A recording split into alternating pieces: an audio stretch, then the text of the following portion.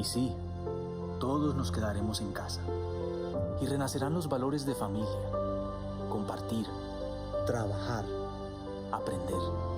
Nos encontraremos con nosotros mismos, más fuertes y más unidos.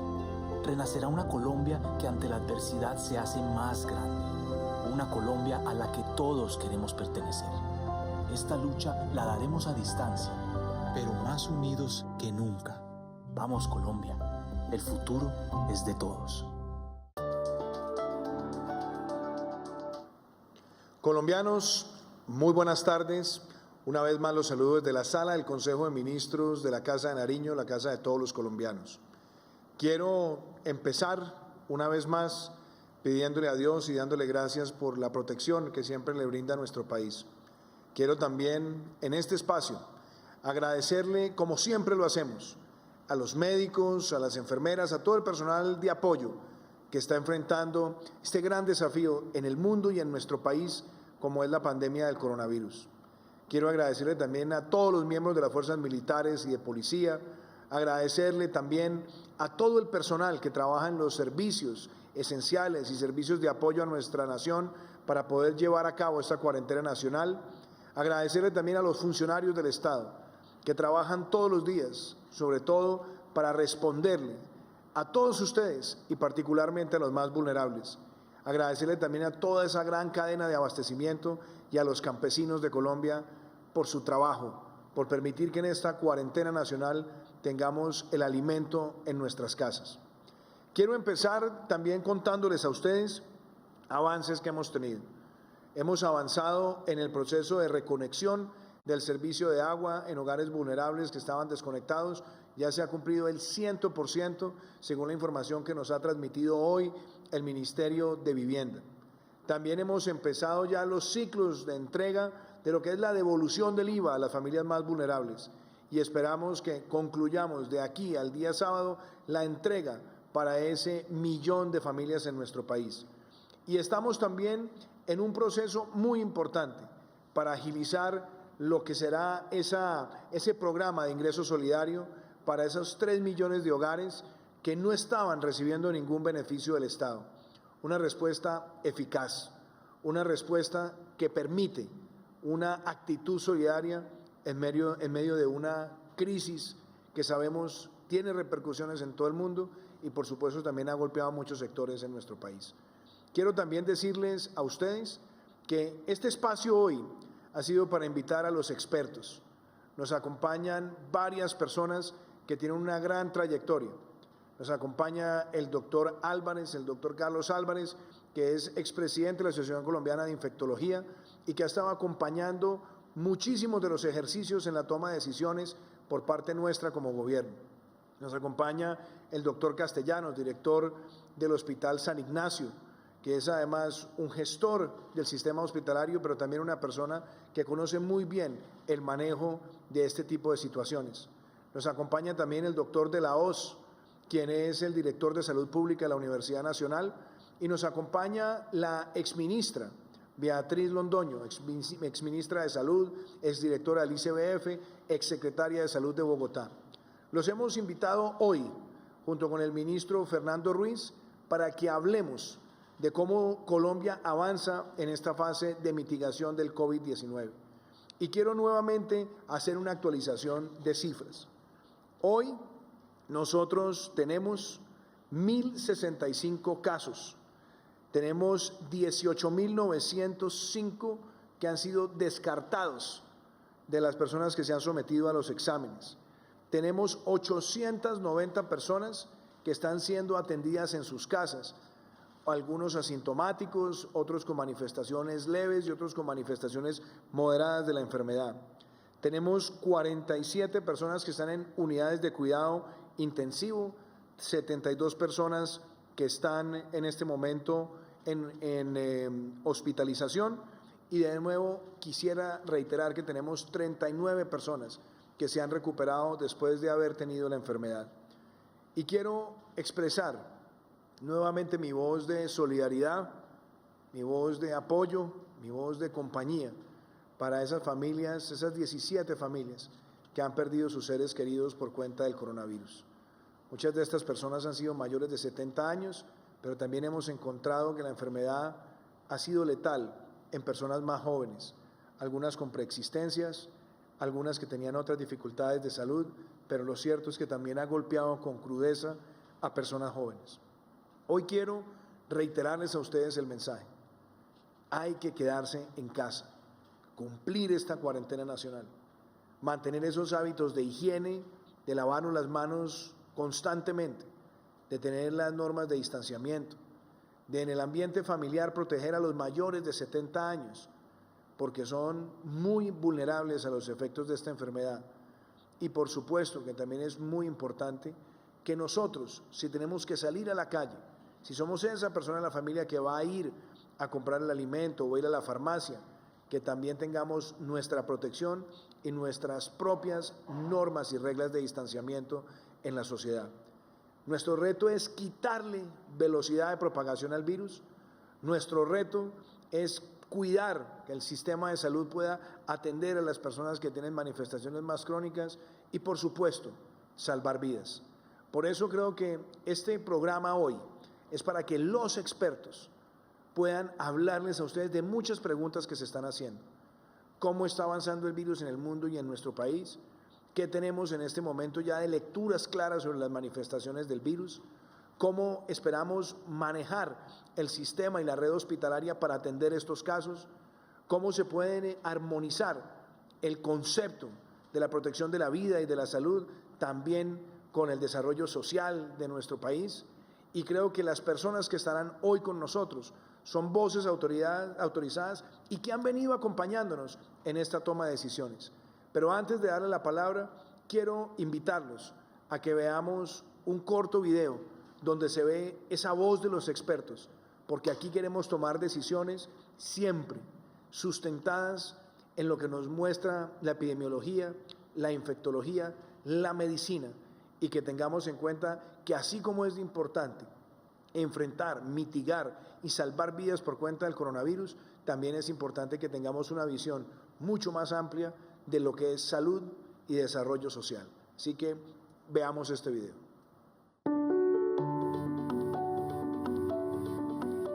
Para evitar que todos los médicos y prestadores de servicio de salud actuemos de manera irregular, propusimos desarrollar un consenso desde la Asociación Colombiana de Infectología que uniera las ideas de expertos en pediatría, en medicina interna, en neumología, en cuidado intensivo, en ginecobstetricia, en control de infecciones y por supuesto en infectología, para generar recomendaciones para los trabajadores de la salud que les permitieran saber cómo enfrentarse a esta situación tan difícil, no solamente en la atención y prestación del servicio que la persona enferma requiera, sino en las medidas que le permitan protegerse y evitar adquirir una infección que los lleve a tener que incapacitarse u hospitalizarse o perder su vida en aras de su labor asistencial. En el cual se establecen parámetros diagnósticos y parámetros de tratamiento que el Ministerio ha revisado y considera si acogen a los procedimientos, las guías o las formas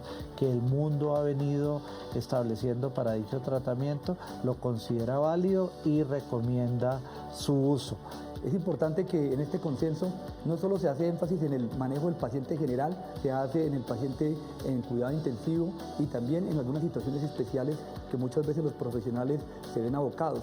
Por ejemplo, en la mujer embarazada, en el paciente que tiene VIH, en el paciente que tiene cáncer o que tiene problemas renales. Esto hace que si seguimos estos lineamientos probablemente la atención podrá ser mejor y que nos permita cada vez tener información de buena calidad basada en evidencia que obviamente beneficia a todos nuestros pacientes. Entonces, ministro Fernando Ruiz, yo quisiera empezar con usted, pero creo que es muy importante que cuando le hablemos a los colombianos sobre esta fase de mitigación, tengamos en cuenta cómo queremos acelerar procesos, como cuáles.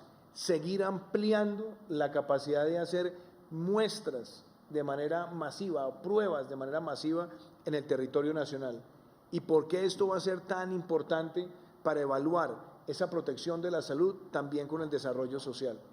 Lo segundo, cómo estamos también avanzando en un entorno muy difícil y muy complejo, para conseguir también herramientas para atender esta contingencia. Y yo quiero ser muy claro también con todos los colombianos. Hoy, desafortunadamente por la situación de la pandemia global, estamos todos los países peleando por conseguir un ventilador más, por conseguir ciertos productos que son fundamentales para la salud, por conseguir pruebas. Y de hecho quiero decirles que hoy a las 9 de la noche tendré una llamada telefónica con el presidente Moon de Corea del Sur, quien nos ha ofrecido un gran apoyo no solamente para tener más muestras en el país, sino también asesorarnos en muchas de las políticas que han implementado de pruebas masivas. Y creo, ministro Fernando, también de cómo se está preparando la red hospitalaria, cómo el reto que nosotros tenemos es duplicar y triplicar en los próximos meses esa capacidad de atención para pacientes que puedan tener complejidades del COVID-19. Así que yo quisiera que de una forma nuevamente muy didáctica, muy pedagógica, le hablemos a esos colombianos que en sus casas nos están preguntando qué quiere decir esta fase de mitigación, qué está haciendo el gobierno y qué están haciendo los prestadores del servicio de salud en todo el territorio para que en esta fase podamos seguir quitándole velocidad de propagación al virus, salvando vidas y al mismo tiempo adaptándonos en términos de desarrollo social a lo que será convivir con una pandemia que mientras se desarrolle una vacuna va a estar presente en el mundo, va a estar presente en Latinoamérica y va a estar presente en Colombia. Ministro. Presidente, muchas gracias. Y para todos los colombianos, en esta etapa de mitigación es necesario tener un panorama de qué es lo que implica la etapa de mitigación y qué es lo que estamos pensando sobre cómo abordar esta nueva etapa. En primer lugar, quisiera decir que en el mundo, hoy en día en la literatura científica y técnica hay como dos aproximaciones diferentes a cómo abordar una etapa de mitigación en un país cuando tiene una afectación del coronavirus y una vez se ha pasado y se ha terminado esa etapa de contención, que ya en muchos países están incluso en Europa y en Latinoamérica fuera de esa etapa y están entrando ya en la etapa de mitigación. Esas dos estrategias fundamentalmente al día del conocimiento de hoy son lo que se llama una supresión completa o lo que se llama un lockdown, y la otra es la combinación de estrategias no supresivas en las cuales se permite de alguna manera la apertura del país y permitir que se dé de alguna manera la actividad social y personal y cultural de una manera… Ministro, déjeme, yo lo voy a interrumpir un poco para ponerle usted a hablarle más coloquialmente a los ciudadanos. Usted ha dicho supresión, y vale, pero ya. Hablemos de cuarentenas y hablemos de cómo también se puede ir en una estrategia que es lo que nosotros llamamos a veces el acordeón, donde se aprieta, donde se libera, en qué sectores y buscando qué. Exactamente eso iba, presidente. Estaba a partir de las palabras técnicas para llegar a lo que es más específico. Y es el caso, por ejemplo, de China. En China se hizo una cuarentena larguísima, donde se cerró prácticamente toda la actividad de todos los comercial, industrial, la gente se encerró completamente, durante un periodo muy largo, un periodo que puede durar hasta 3 meses. La incertidumbre que hay de ese proceso siempre es que el momento en que se termine la cuarentena puede generarse inmediatamente un rebrote y puede llevar un rebrote y puede terminar en el mismo punto en el que había estado en el momento de iniciar el proceso de cuarentenamiento. Es decir, uno puede estar mucho tiempo encerrado y al estar encerrado puede regresar a un punto en el que se le puede generar nuevos rebrotes porque este virus tiene una capacidad de transmisión supremamente alta. La otra opción, la estamos llamando aquí el acordeón, el presidente le da un nombre, es mirar cómo vamos de alguna manera graduando aperturas, cierres, si es el caso necesario, para poder hacer que de alguna manera la actividad social continúe y se mantenga adecuadamente. La dificultad en este segundo escenario es que es difícil estimar cuál va a ser el efecto y cuándo es el momento ideal para empezar a cerrar nuevamente o tomar estrategias más fuertes. El presidente siempre ha dicho y hemos sido conscientes de eso. Hay unas estrategias que necesariamente van a continuar más allá de la cuarentena. Son el cierre de colegios, el mantener nuestras personas mayores de 70 años en casa y evidentemente ahí tendremos que jugar con una serie de acciones que necesariamente permitirían ampliar, mantener esto a lo largo del tiempo. Dos variables que son importantes y que ajustan un modelo o el otro, una decisión o la otra. La primera, el comportamiento de la curva epidemiológica, lo que nos está pasando en este momento y cómo se está comportando la curva ahora. Y en esto muchos medios de comunicación me llaman y me preguntan, pero ¿cuál es el comportamiento ya? ¿Por qué no ya nos dicen que esto tiene que hacerse en este momento y ya usted ya nos dice cómo es que vamos a hacer después de que hiciera la cuarentena? Aquí tenemos un problema, de una cuarentena que dura 19 días y los datos que hoy tenemos corresponden probablemente a la gente que se empezó a contagiar 2 semanas antes, de manera que lo que estamos reflejando no es un momento en el tiempo preciso actual, sino un tiempo anterior. Entonces, de esta manera, tenemos que estar mirando cómo se va a dar el comportamiento en los días siguientes para poder tener una estimación. Y la segunda variable que es muy importante, que es la que usted nos plantea, presidente, y la que estamos trabajando día y noche, todo el gobierno nacional, todos los hospitales, todos los que estamos aquí sentados, es cómo hacemos para lograr que el sistema de salud esté lo mejor preparado posible para poder tener la capacidad y ampliar su capacidad para poder atender a estas personas que se nos van a enfermar, nos van a llegar a los hospitales, nos van a llegar a las unidades de cuidado intensivo, vamos a tener que montar seguramente algo que no teníamos en la capacidad de montar en esta extensión, como servicios ambulatorios. Hablábamos con el doctor Castellanos ahora, esto nos va a dar hasta la posibilidad de aprender a hacer cosas en tiempo muy corto que no habíamos hecho en el pasado, como servicios domiciliarios masivos. ¿Qué significa este crecimiento en la oferta? Significa luchar con 200 países para adquirir ventiladores, luchar con 200 países para adquirir monitores, luchar en mercados muy competidos para tener esa capacidad y para poder llevarla a nuestros hospitales. Poder apropiar que el recurso humano tenga la capacidad, los médicos, enfermeras, todos los estudiantes internos tengan la capacidad de atender a las personas que van a estar demandando servicios, y hacer toda esa preparación generando como redes de atención en la cual podamos además hacer que los servicios adquieran la capacidad desde los hospitales, que tienen la posibilidad de transmitir la información y de comandar los servicios de salud. Ese es el reto en el cual tenemos que abordar. Y adicionalmente, presidente, hay otras variables que son territoriales. Puede que la epidemia se nos presente de una manera diferente en unos territorios y en otros, en el ciudad y el campo. Eso lo estamos aprendiendo a lo largo de este proceso y evidentemente es el gran reto que tenemos, que nos toca a todos los sistemas de salud y a todos los que estamos trabajando, presidente, en este tema. Gracias, ministro. Y yo creo que, escuchándolo a usted, es muy importante también que los ciudadanos en sus casas vean que nuestro país, en lo que es la fase de contención, empezó a adoptar medidas, primero, como los cierres de fronteras; segundo, la aplicación de aislamientos preventivos obligatorios, que nosotros empezamos a sacar a los niños y los jóvenes de colegios y universidades para que estén en casa, y después esta cuarentena que va a ser mucho más prolongada para los mayores de 70 años para protegerlos, que va hasta el 30 de mayo, y después la cuarentena nacional. Es decir, tomamos muchas medidas en la fase de contención para quitarle velocidad de propagación al virus, y lo estamos haciendo inclusive mucho antes que lo hicieran otros países que adoptaron estas medidas ya muy avanzado en la fase de mitigación, o inclusive con un amplio nivel de circulación del virus. Entonces creo que eso es un mensaje importante, porque muchas personas también que están viendo la televisión y ven lo que pasa en otros países, se están dando cuenta que en Estados Unidos se están agotando ciertos productos médicos, se dan cuenta que en Estados Unidos están teniendo dificultades para atender pacientes en ciudades que son muy grandes y muy ricas en términos de recursos. Entonces también las medidas que estamos adoptando es justamente para que no vayamos a tener un sobredimensionamiento por parte del ataque del virus a la capacidad del sistema hospitalario. Sí, presidente, yo creo que, en primer lugar, yo creo que debemos hacerle un reconocimiento a la ciudadanía de cómo se ha comportado en esta fase de contención. Necesitamos más disciplina, obviamente, pero el resultado que hemos obtenido comparativamente con otros países, incluso Latinoamérica, en esta fase de contención ha sido un resultado bueno.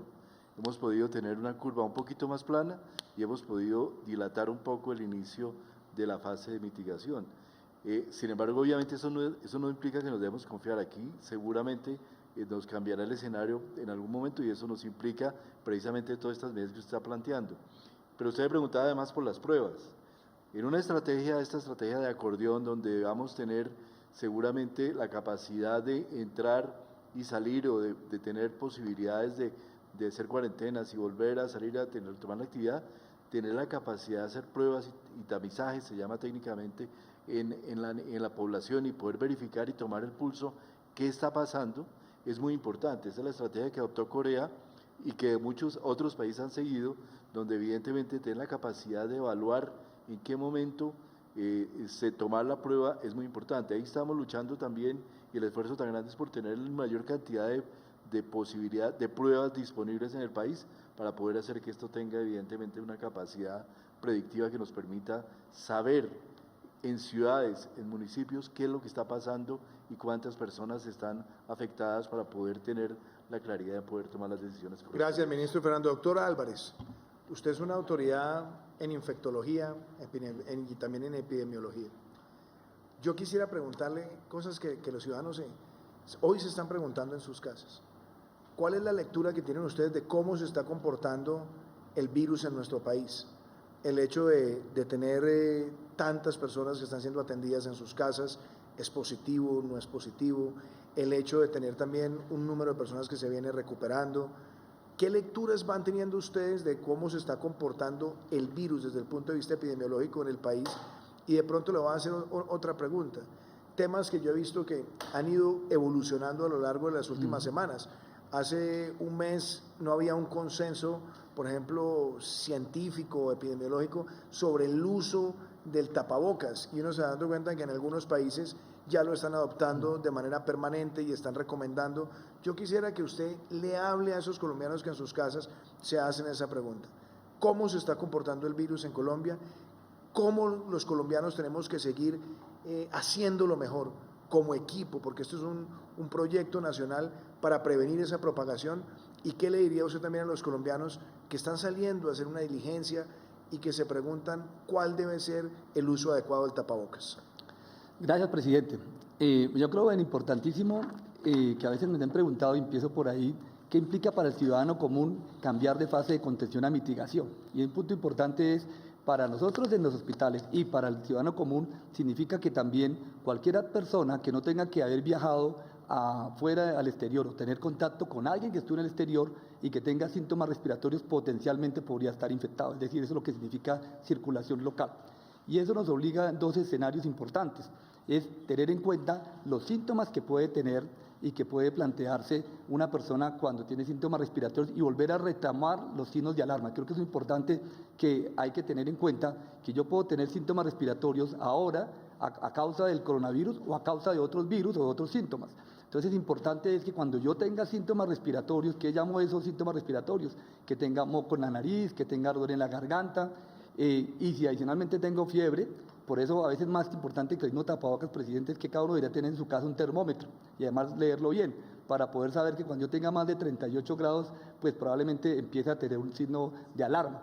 Pero la alarma y que hace la diferencia es que yo puedo quedarme en la casa, no tengo que ir a un servicio de urgencias y me puedo concentrar a ser atendido y mantener lo que llamamos el aislamiento, que hemos llamado social, pero en realidad es un aislamiento físico en el cual yo me pongo tapabocas y me hago a 1 metro de distancia de los demás y me lavo las manos con frecuencia y me desinfecto las áreas con frecuencia.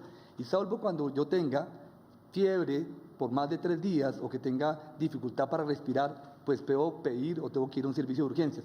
Pero hay algo adicional que ha pasado en estos días y como de lo que se ha ido aprendiendo, es que también tenemos un buen número de líneas de las aseguradoras, del gobierno y de los mismos hospitales e incluso universidades que lo hacen de forma voluntaria para orientar a las personas que no necesariamente pueden tener la certeza de qué hacer en un momento determinado. Creo que ese es un punto importante poder aclarar que eso nos debe llamar la atención.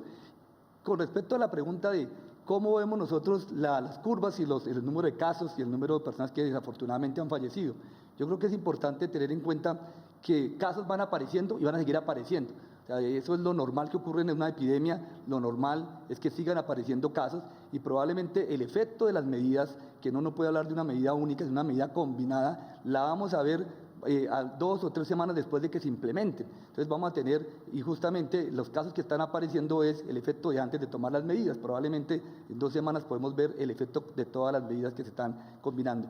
La tendencia, incluso las personas, como usted lo decía, presidente, al comienzo, de que tengamos gente que fallece, pues sí, desafortunadamente es algo que no se nos debe olvidar. Le hemos repetido, y eso es importante, que el grupo más vulnerable son las personas mayores de 70 años y que a medida que uno aumenta la edad, aumenta la posibilidad de complicarse, por muchas razones, pero una de las principales es porque las personas que van aumentando la edad, desafortunadamente nuestro sistema de defensa también se va viendo un poco más afectado, vamos disminuyendo, y esa baja en el sistema de defensa probablemente una de las razones por las cuales las personas mayores se complican. Pero ojo, las personas jóvenes no son inmunes, no son invencibles, ni que a los adolescentes. Es un punto importante que también algún porcentaje se puede complicar. Y eso es importante tenerlo en cuenta porque pareciera que como se ha hecho énfasis en que solamente son los adultos mayores, a veces lo olvidamos. Entonces es importante poder plantear esos dos temas. Y con respecto a las medidas que están planteando, que es uno de los temas interesantes, además que la ciencia va avanzando, es dinámica, es importante tenerlo en cuenta. A veces se dice medicina basada en la evidencia, un término que usamos mucho los médicos, que es basado en datos, basados en evidencias científicas, pero las evidencias científicas pueden cambiar. Acá hay algo bien importante y es que hay unas medidas que han mostrado que funcionan, pero siempre y cuando las hagamos, porque muchas veces las entendemos, las comprendemos, pero a veces no cambiamos el comportamiento. Entonces decimos, oiga, es importante el aislamiento físico, pero salimos a la calle y entonces salimos a sacar el perrito, que no tiene problema sacar el perrito porque yo no me transmito el aire al respirar en el parque, pero sí me lo transmite mi vecino, que puede ser un reservorio, porque es importante, más que el virus que esté en el aire, lo más importante es los seres humanos cercanos, porque desafortunadamente en este momento donde aparece el virus probablemente es en un ser humano. Entonces, si estoy a 1 metro de distancia, saco el perrito, que no tengo problema a hacer un paseo, pero si me pongo a hablar con los vecinos o las vecinas, probablemente ahí tengo más riesgo porque no conservo el metro de distancia. Es decir, es bien importante que entendamos que las medidas deben cambiar nuestro comportamiento. Si las entendemos, pero no cambiamos nuestro comportamiento, probablemente no vamos bien. Ahora bien, el tema de los tapabocas es un tema bastante controversial y ha generado todo, incluso desde los niveles científicos, ha generado una disquisición importante. Acá lo importante es que no se nos debe olvidar que la manera más fácil de adquirir el virus o contagiarnos es a través de las manos. Cuando antes le damos la mano a la gente para saludar, pero algunas veces yo puedo toser, toco esta mesa y dependiendo el tipo de mesa, dependiendo si hay humedad, puede ser que cuando alguien venga acá, en 2 o 3 horas, si la mesa no se limpió con un desinfectante, que no es un desinfectante espectacular, puede ser el desinfectante usual que utilizamos para la cocina, o puede ser el agua y jabón. El virus, entre otras, se llama coronavirus porque tiene una coronita que es de grasa. Y así como cuando le echamos jabón a la ropa sucia para quitarle la grasa, exactamente hace lo mismo el jabón convencional con el virus. Entonces si uno limpia, pues lo va a quitar. Pero si no lo limpiamos, y alguien pasa la mano, un tiempo después se lo llevo y me lo llevo en la mano, y por eso insistimos muchísimo en el lavado frecuente de las manos, los 20 segundos mínimo, con todas las medidas que ustedes han visto en diferentes videos. Yo siempre hago énfasis en el pulgar, porque a veces se le olvida lavarse el pulgar, y eso es clave, hay que tenerlo en cuenta. Haciendo esa medida logramos reducir en un 50%, incluso mucho más que algunas vacunas. Lo importante es que cuando dicen me pongo tapabocas, probablemente el tapabocas también ha mostrado que puede ayudar, y ha logrado mostrar que puede disminuir hasta en un 5%, incluso algunos ya hablan del 10%, es decir, podría ayudar. Pero siempre que usemos el tapabocas, es una medida además de, porque si probablemente hacemos que me pongo tapabocas, pero no me lavo las manos y no hago el aislamiento físico, entonces me pongo tapabocas y estoy hablando a 10 centímetros de distancia del vecino, o en el Transmilenio, o en el metro, o en Medellín, o en el mío en Cali, donde sea, pues probablemente perdemos todo ese impacto que estamos haciendo. Entonces yo sí creo, presidente, que puede ser importante tener en cuenta las medidas que estamos haciendo y siempre y cuando hagamos los cambios de comportamiento. Y solo quería terminar este comentario, es también con las pruebas diagnósticas, que es una herramienta extremadamente poderosa, pero tenemos que tener en cuenta y dejemos que los médicos las pidan en el momento que es, porque ahora vamos a empezar a tener muchas pruebas, y esa es la meta, hacer muchas pruebas, pero a pesar de que haya muchas pruebas, hay que utilizarlas bien y hacerlas en un momento determinado. Gracias, doctor Álvarez, por ese comentario. Doctor Castellanos, usted es el director del Hospital San Ignacio, usted ha tenido una larga trayectoria en el mundo de la medicina y usted siempre se ha caracterizado por llamar las cosas por su nombre. Yo quisiera hacerle esta pregunta que muchas personas también se las formulan, nosotros nos la formulamos y por eso es muy importante la voz de los expertos.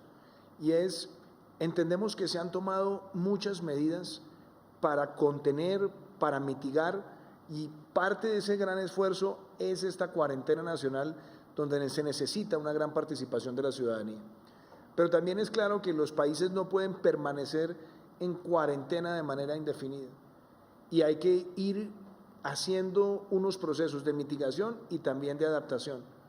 Por eso es muy importante que medidas como, por ejemplo, mantener el aislamiento de los mayores de 70 años, mantener niños y jóvenes que pueden ser vectores de contagio por fuera del entorno escolar o el entorno universitario es importante, y también la adaptación que la sociedad debe tener en términos de distanciamiento y en algunos sectores. Y usted ha dicho muchas veces que ese proceso, creo que nosotros llamamos de pronto ese acordeón, donde apretamos medidas para contener y mitigar y donde se hace una liberación inteligente de medidas donde se mantengan las prácticas de distanciamiento, es importante. Sabemos que después del 13 la vida no va a volver a como estaba hace 3 meses, es decir, no vamos a volver ni a los conciertos ni a eventos masivos, vamos a seguir manteniendo restricciones en bares, en discotecas, las limitaciones van a ser muy drásticas en términos de eventos e inclusive en las prácticas cotidianas vamos a tener que tomar medidas. Yo quisiera que usted, que ha tenido esta reflexión, le hable también a los colombianos en sus casas de ese balance entre salud y desarrollo social. Y lo digo por lo siguiente, porque no podemos caer en un falso dilema donde alguien dice, no, es que la protección de la salud y la vida entonces es antagonista del desarrollo social y el desarrollo económico. No, sin una buena salud no hay desarrollo económico, pero una buena salud también necesita que se mantengan unas dinámicas sociales que son fundamentales y sobre todo para que las personas tampoco se vean afectados por otras patologías. Así que quiero hacerle esa pregunta a usted, doctor Castellanos, y agradecerle por acompañarnos hoy. Con mucho gusto, presidente, y un saludo especial a todos los colombianos y colombianas que nos están viendo en este momento. Voy a poner de ejemplo nuestro sector, el sector salud.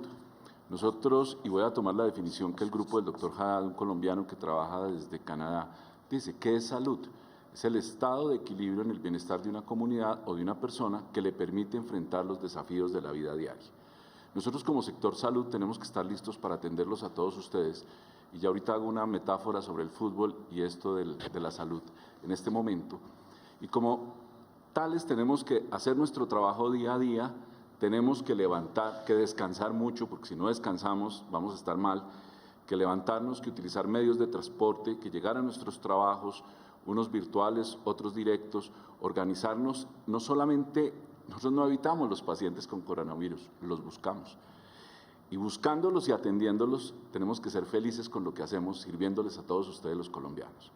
Y gracias a otros sectores, como el sector de transporte que nos permite que nuestros trabajadores puedan llegar a tiempo a los turnos, como a los servicios de alimentación que nos permiten distribuir alimento a nuestros pacientes, pero también distribuir alimento y que nuestra gente en su casa tenga el alimento. Por eso, digamos que la cuarentena es muy buena y necesaria, pero tenemos que en función de ese poder enfrentar los retos como sociedad, con o sin coronavirus, ser felices, sentirnos bien, sentirnos en bienestar e ir enfrentando esos retos de la vida diaria. Gracias a toda esa cadena de valor que en este momento tienen los servicios de vigilancia, por dar otro ejemplo. Yo digo que todavía nos faltan los servicios de peluquería para que nuestra gente descienda otra vez como chévere, porque es que la autoimagen y la autoestima nos ayuda a todos a sentirnos mejor. Y esos son desafíos que tenemos que ir enfrentando temporalmente, incluso en la misma cuarentena, para que esas redes de servicios y esas redes de valor nos permitan a todos comer, hablar, estar tranquilos, recibir apoyo. Y la segunda metáfora que les quería comentar, además de esto, es que esto del coronavirus, y quiero hacer, yo no soy muy aficionado al fútbol, pero como es tan popular el fútbol, quiero poner esta metáfora del fútbol. Si el equipo Colombia se está enfrentando al equipo coronavirus, los delanteros son todos y cada uno de ustedes los colombianos que hacen los goles al lavarse las manos y seguir las indicaciones que dio el doctor Álvarez.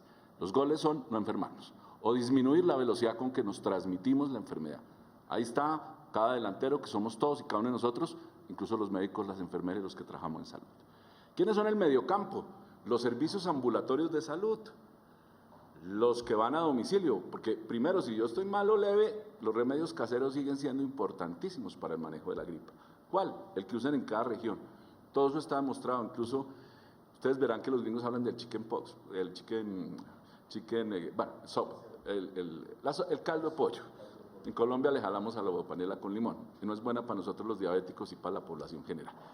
Entonces, ese uso del remedio, eso no tiene tanta evidencia científica, pero ayuda muchísimo en los procesos gripales a consumir más líquido, más calorías y sobre todo vitamina C. Los delanteros jugando.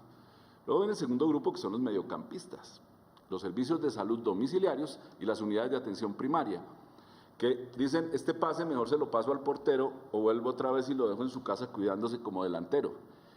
Y al final, ¿quiénes somos los porteros? Los hospitales y las clínicas que vamos a atender los casos graves, los que tenemos que manejar ya sistemas intervencionistas, llegando incluso a la intubación y a la colocación de equipos mecánicos donde el paciente no puede respirar, le coloco un tubo directo al sistema respiratorio donde le suplo con una máquina y con una serie de equipos esa respiración, mientras vemos si se recupera o definitivamente no es recuperable. Por eso nos gusta a los porteros trabajar poco en esto. Queremos, todo equipo que hace goles y gana son los que tienen buenos delanteros, todos nosotros los colombianos.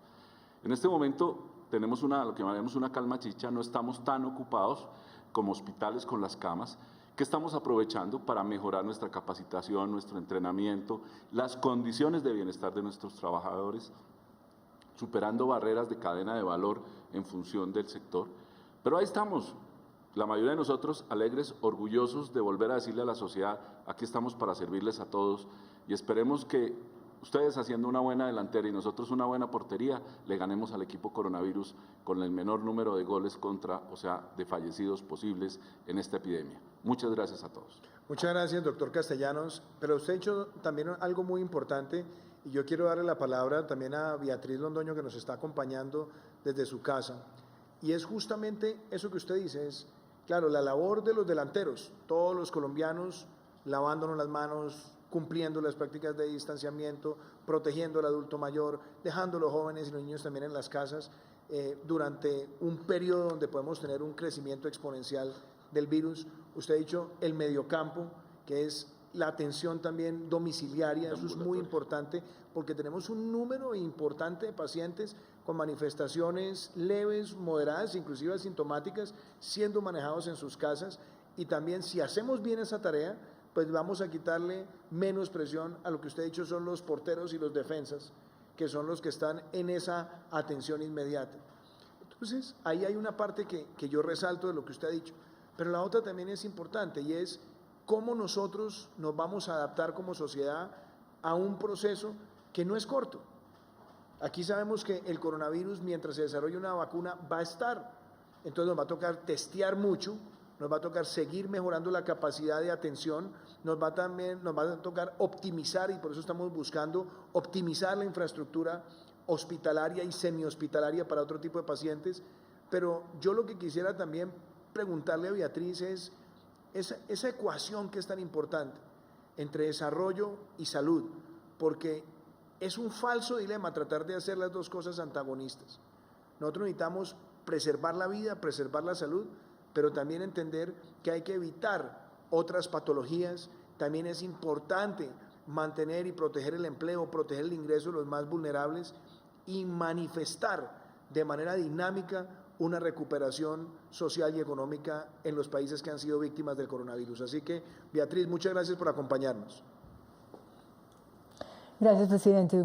Un saludo especial para usted, para el ministro, las personas que lo acompañan y los colombianos que están atendiendo esta presentación. En primer lugar, yo creo que aquí se trata de salvar vidas. Y salvar vidas significa hacer, sin duda, un sacrificio como sociedad, un sacrificio muy fuerte para preservar que no solamente los adultos mayores, sino inclusive personas jóvenes puedan salir adelante si adquieren la enfermedad. Pero, como usted bien lo ha dicho, esto es un falso dilema que quieren algunos plantear y decir salud o economía, salud o desarrollo social. Y sin lugar a dudas, hay que hacer todo lo posible, no solamente para, como lo ha planteado el ministro, ya pasamos de la fase de contención a la de mitigación, y usted lo ha refrendado, disminuir el impacto. Esa disminución del impacto implica, entre otras cosas, asegurar que tengamos la posibilidad de que cuando las circunstancias lo ameriten y que ya tengamos la suficiente información, poder flexibilizar. Pero en el entretanto, y en esto quiero ser muy clara, subrayado, titilante y fosforescente, presidente, es las medidas, y creo que en eso hay un amplio consenso técnico, han sido medidas para precisamente evitar que el papá de quien está mirando este programa de televisión la persona mayor, el vecino, pueda estar en una condición de no ser capaz de estar en un hospital porque no hay en un momento dado la capacidad del sistema hospitalario.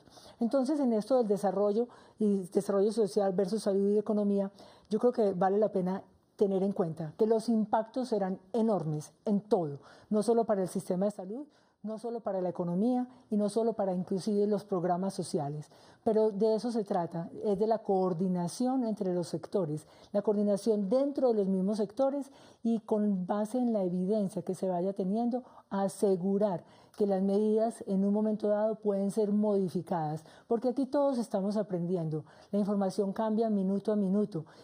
Ayer había una información, hoy puede haber otra. La evidencia, como lo decía el doctor Álvarez, se va construyendo y en todos los centros de investigación, no solamente de investigación biomédica, sino de investigación socioeconómica también, están pensando cómo se puede lograr una mitigación.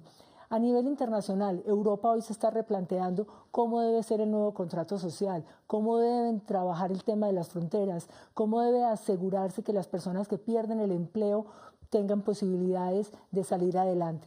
Pero la prioridad ahora se llama salud, teniendo claramente un diálogo constructivo, respetuoso y sin ninguna vanidad entre todos los sectores y con la cooperación internacional.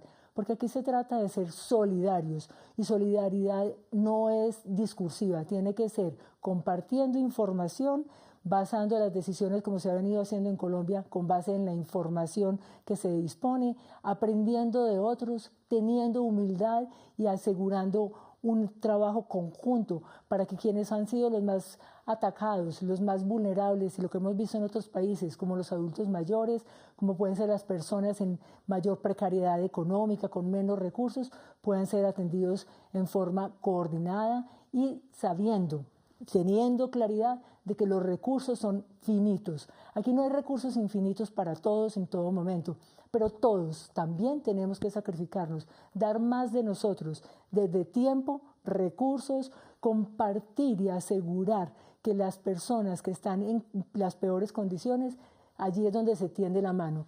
En las tempestades es cuando se conoce realmente qué tan buenos marineros somos. Y este es un momento de tempestad. Algunos lo han llamado de guerra. Y como en las decisiones son difíciles para los tiempos difíciles, se necesita claridad, seriedad, responsabilidad, coherencia, seguimiento y sin duda una muy buena comunicación para que todas las personas entiendan de qué se trata y de que cuidarnos es cuidar a otros. Y aquí permítame, presidente, hacer algo que yo quiero desde el fondo de mi alma decir, porque todos los que somos y hemos estudiado medicina o las enfermeras, y yo no estoy en la práctica clínica, pero quienes están acompañados de camilleros, de auxiliares de laboratorio, de bacteriólogos, de conductores de ambulancia. Ellos también tienen que ser cuidados. En Italia ha habido más de 3.000 muertes de personas que pertenecen al sector salud. Necesitamos cuidarlos con nuestra responsabilidad individual y colectiva. Por eso creo que, sin duda, seremos un país con unas posibilidades de desarrollo mayor si de esta experiencia dolorosa, difícil, que aporrea el alma porque perderemos a muchas personas, algunos incluso conocidos, cercanos o familiares, podremos ser una sociedad que ha sido resiliente, ha aprendido, puede crecer, a pesar de que las cifras, sin lugar a dudas, en el mundo muestran cosas muy distintas. Pero el aplanamiento de la curva que muy bien ha explicado el ministro Ruiz a lo largo de estos días puede disminuir el impacto y permitir una mejor preparación del sistema de salud para que las personas puedan ser atendidas, para que la actividad económica del país se pueda ir restableciendo en forma adecuada, para que la pérdida de las empresas y de los empleos permita efectivamente que las personas se integren socialmente de manera rutinaria y que podamos pasar adelante esta página difícil, pero que yo, a pesar de las circunstancias, soy optimista. Muchas gracias, apreciada Beatriz. Es un gusto que nos haya acompañado también hoy. Doctor de la Hoz, usted ha sido profesor, es profesor, dirige un departamento de salud pública en la Universidad Nacional de Colombia y le agradezco mucho estar hoy aquí. Y yo creo que esa es justamente la pregunta que yo quiero hacerle, porque yo tengo muchas veces esta conversación con los colombianos a través de distintos medios y entonces preguntan, bueno, la utilidad de la cuarentena, ¿por cuánto tiempo la cuarentena? Nosotros siempre decimos que estamos mirando la información epidemiológica para tomar las mejores decisiones, pero también es cierto, las sociedades no pueden estar cerradas de manera permanente y si hay que tomar esas medidas, que no son medidas de restablecer la vida cotidiana como la teníamos hace 2 o 3 meses, sino hay que tener unas prácticas de distanciamiento y de manejo, pues la pregunta que mucha gente se hace es ¿cómo lograr que el remedio no sea peor que la enfermedad? En términos de que se desarrollen otras patologías o que de pronto se generen estrés traumático en algunas familias, como por ejemplo mitigamos que algunas personas por cuenta de afectaciones sociales tengan otras manifestaciones. Entonces yo creo que ahí lo importante y lo que yo quisiera preguntarle, porque lo que yo celebro también de esta reunión es que hay un amplio consenso entre distintos sectores de la medicina y de la ciencia en cómo vamos avanzando. Entonces, mi pregunta es, ustedes del enfoque de salud pública, donde no solamente está mirando el coronavirus, sino la pandemia del coronavirus y el resto de situaciones, ¿cómo le podría responder a ese colombiano para entender que vamos hacia un proceso de adaptación mientras desarrollamos una vacuna y cómo esa adaptación también nos va a llevar a nosotros a que en nuestros hábitos, en nuestro diario vivir, esas costumbres cambien también para salvar vidas? Muchas gracias por estar acá, doctor de la Hoz. Bueno, muchas gracias, señor presidente. Buenas noches a todos los televidentes. Indudablemente hay que reconocer que Colombia tomó una actitud proactiva frente a esta amenaza. Cuando uno ve la experiencia de otros países, puede ver cómo todo este sacrificio, digamos, que la comunidad ha tenido, esta disciplina y autocontención que la comunidad ha mostrado, que el país ha mostrado, ha sido importante para muchos aspectos. Por ejemplo, el Instituto Nacional de Salud ha hecho más de 19.000 pruebas casi en todo este tiempo, en un mes, o lleva más de un mes haciendo pruebas y tenemos alrededor de 1.065 casos para el día de hoy. Eso indica que todas las medidas, todo lo que se le ha recomendado a la comunidad probablemente está funcionando, porque si uno mira a Italia, por ejemplo, Italia detectó su primer caso a finales de enero y 3 o 4 semanas después tenía un montón de casos ahorcando prácticamente su sistema hospitalario de salud. Nosotros llevamos más de un mes vigilando esto y pues el crecimiento del número de casos positivos ha sido relativamente lento. Solamente en los últimos 7 días el instituto ha estado detectando casos probablemente de circulación autóctona, aunque no está completamente claro, pero muy probablemente los últimos 100 o algo así, casos que han aparecido allí, ya no tienen una relación, digamos, con casos importados. Esto quiere decir nuevamente que todo este sacrificio pues va rindiendo frutos, va dando un impacto sobre la transmisión de la enfermedad. Yo creo que esto debe, digamos, retroalimentar a la población en el sentido de que si es necesario de pronto extender un poco de tiempo más esta restricción, es algo que vale la pena. Seguramente habrá que tomar, digamos, habrá que hacer concesiones o habrá que liberar algunos sectores de la sociedad para que empiece de nuevo la producción y la productividad económica en sectores que son claves, tomando todas las precauciones.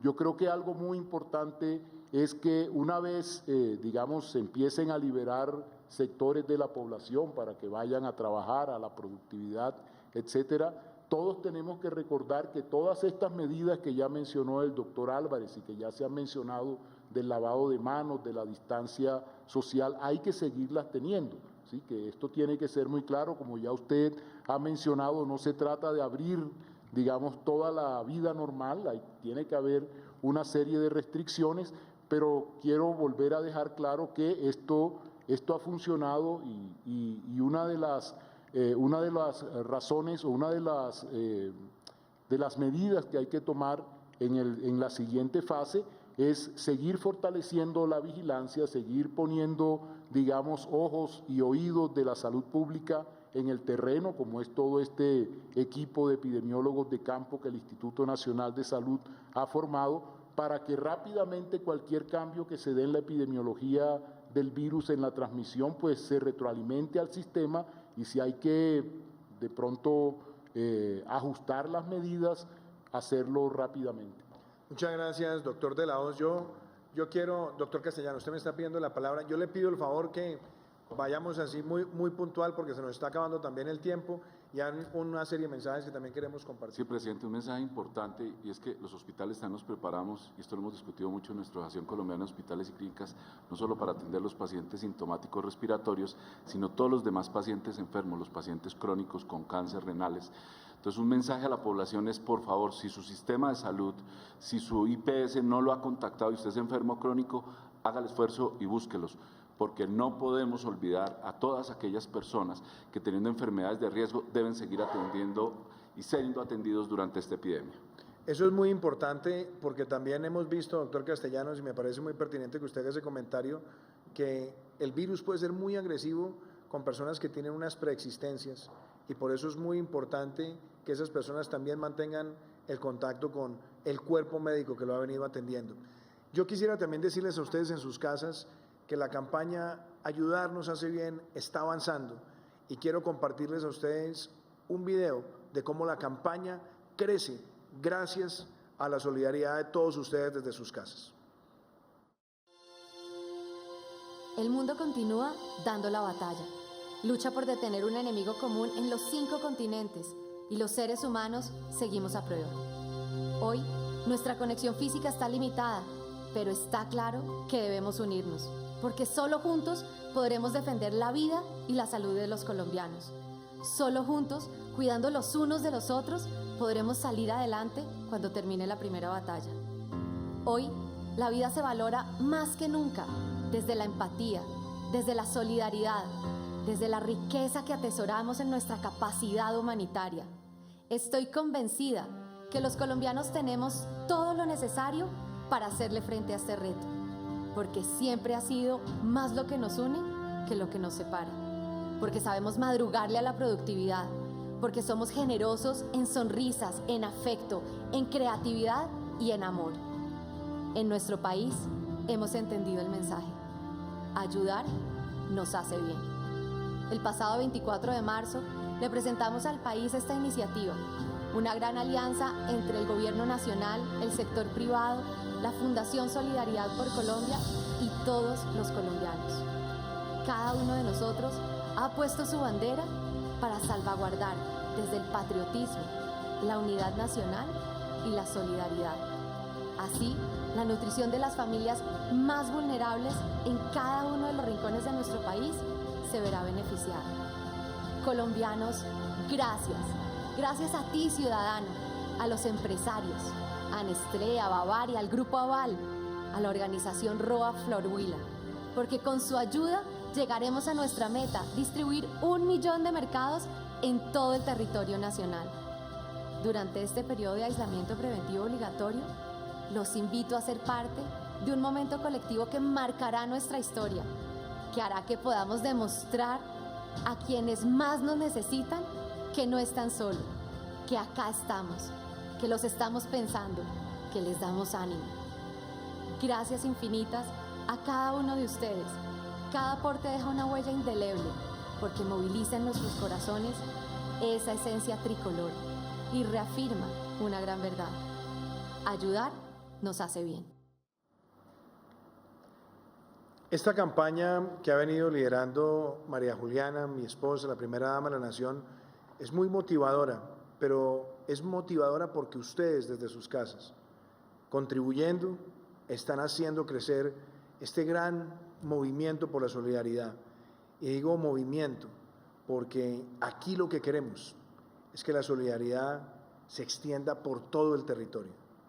Y hoy quiero, así como ayer hicimos un bello homenaje a los médicos, a las enfermeras, a los camilleros, al personal de apoyo, hoy quiero también dar las gracias a los miembros de la fuerza pública que que están dándolo todo por nuestro país y quiero mostrarles a ustedes este gran testimonio de su amor por Colombia.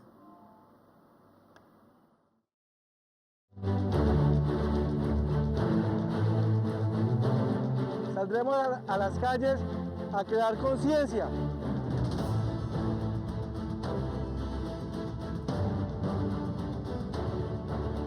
El aislamiento preventivo obligatorio. Esto con el fin de contrarrestar la amenaza del COVID-19.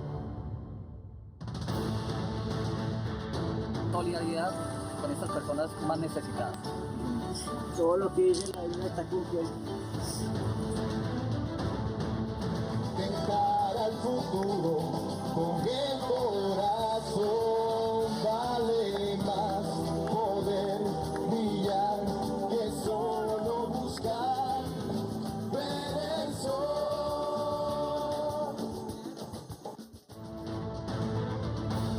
Le damos muchas gracias al Ejército Nacional por regalarnos agua y apoyarnos en esta cuarentena. Muchísimas gracias. Cumplir estrictamente las condiciones de seguridad para evitar que se expanda el contagio.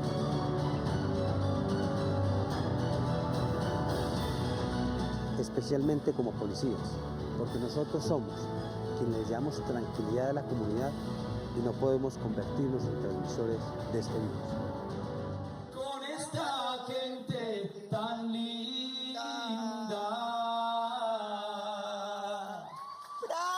Feliz y bendecida tarde. Jesucristo es el Señor. Que tengan una maravillosa noche. Que Dios les guarde y ánimo, fuerza. No hay que perder la fe. No hay que perder la esperanza. Chao. Chao. Gracias, gracias.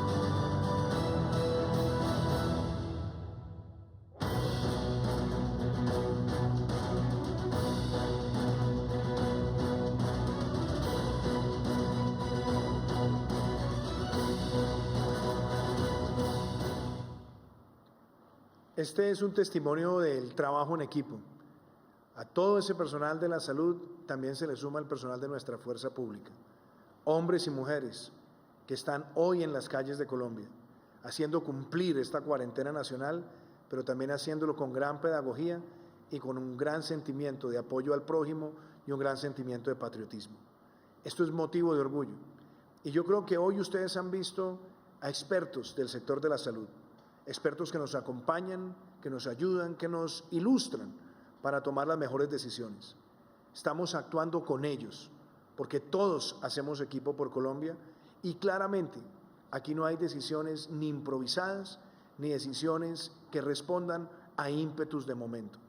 Estamos trabajando de manera rápida y queremos hacerlo para salvar vidas y para que Colombia salga adelante. Esa es nuestra gran motivación y seguiremos haciéndolo todos los días. Hoy quería hacer este programa con ellos, con los expertos, con los médicos, los epidemiólogos, los infectólogos, los expertos en salud pública, con el ministro de Salud. Y seguiremos durante esta cuarentena informándolos de cómo avanzan todas nuestras decisiones y mañana los espero para hablar sobre muchos temas de la agenda social en nuestro país, frente a lo cual ustedes tienen muchas preguntas. Y quiero despedirlos con un mensaje también de muchos colombianos, de cómo es esta cuarentena nacional quedándonos en casa y cómo quedándonos en casa estamos salvando vidas y construyendo país. Feliz noche y que Dios los bendiga.